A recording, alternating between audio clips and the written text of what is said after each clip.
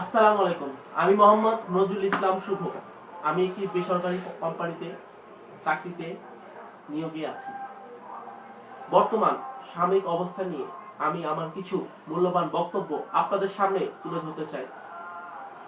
স্বাধীনতার ৪৩ বছর পার হয়ে গেলেও আমরা এখন পর্যন্ত কিছুই করতে পারিনি। আমাদের রাজনৈতিক দলগুলো এর জন্য মূল দায়ী। এরা আমাদেরকে, সাধারণ জনগণকে, কখনো তারা আমাদেরকে পুতুল ভেঙে তারা গড়েছে, আবার কখনো তারা ভেঙেছে। আমাদের ভাবনা চিন্তা চেতনা নিয়ে তারা সর্বদাই আমার সাথে খেলা করেছে।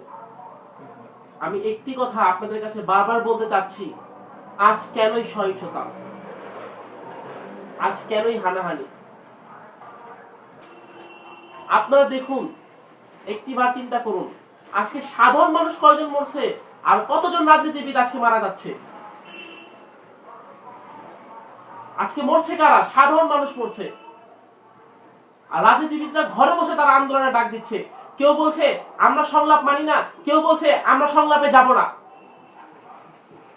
সবাই যার যার মতো বক্তব্য দেওয়া পেশ করছে, কিন্তু কেউ কখনো আমাদের মতো চিন্তা ভাবনা, আমাদের অনুভূতিকে তারা কখনো ভাবে নাই।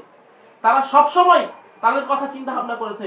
আজ আমাদের দেশ এখনো এই পর্যন্ত এই পর্যায়ে পড়ে আছে, এর কারণ একমাত্র দেশের রাজনীতিবিদরা। কারণ তারা কখনোই তাদের নিজের কথা চিন্তা করে নাই, তারা কখনোই দেশের কথা চিন্তা করে নাই। তারা সবসময় তাদের নিজের স্বার্থ উদ্ধারের কথা চিন্তা করেছে। তারা সবসময় তাদের স্বার্থকে, তাদের ব্যক্তিগত স্বার্থে নিজের ক্ষমতার অপব্যবহার করেছে। তাই আপনাদের কাছে বলতে চাই, আসুন এই সমস্ত কিছু বন্ধ করুন, রাজনৈতিক রেষারেষি বন্ধ করুন। আপনারা তো দেশ চালাচ্ছেন, আমরা দেশে চালানোর কোনো অংশীদার হতে চাই না, আমরা দেশ চালানোর কোনো কাজে আসতে চাই না। আমরা চাই আমার দেশকে এগিয়ে নিয়ে যাওয়ার জন্য। আজকে আমরা যুব সমাজ বাধ্য হয়েছি এই আপনাদের কাছে আমাদের মূল্যবান বক্তব্য তুলে ধরার জন্য।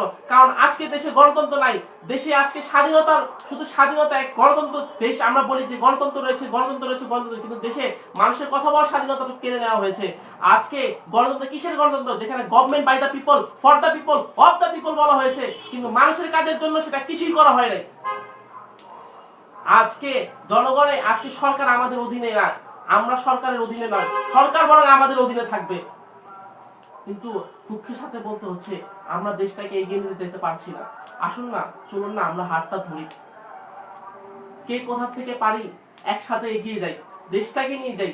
আগুন দেশের কথা চিন্তা করি, দেশের 16 কোটি মানুষের কথা চিন্তা করি, দেশের সেই দারিদ্র যারা দিন খায় তাদের কথা চিন্তা করে। আসুন না আমরা দেশটাকে এগিয়ে নিয়ে যাই। আমি আমার নিজের দেশকে আজকে মানুষের পর্যায়ে দেখতে চাই। আমার দেশের মাথা পিছু আয় আজকে আমি দেখতে চাই যে $4,500 কিভাবে উন্নত হবে। আজকে আমার দেশের জিডিপি কিভাবে 10 পৌঁছাবে, আমি সেটা দেখতে চাই। আসুন না আপনাদের কাছে বলতে চাই, আমার দেশটাকে এগিয়ে নিয়ে যাই। সবকিছু বাদ দিয়ে আসুন আমরা সংলাপে বসি, আমরা আমাদের দেশটাকে এগিয়ে নিয়ে যাই। কিভাবে দেশকে সুন্দরভাবে পরিচালনা করা যায় আমরা সেই কথা চিন্তা করি। যদি আমার এই বক্তব্য আপনাদের কাছে ভালো লাগে, তাহলে আসুন না, চলুন না আপনাদের কাছে রিকোয়েস্ট, আমার অনুরোধ থাকবে, আপনারা এভাবে একটি ভিডিও আপলোড করুন, আমাদেরকে সহযোগিতা করুন। ধন্যবাদ।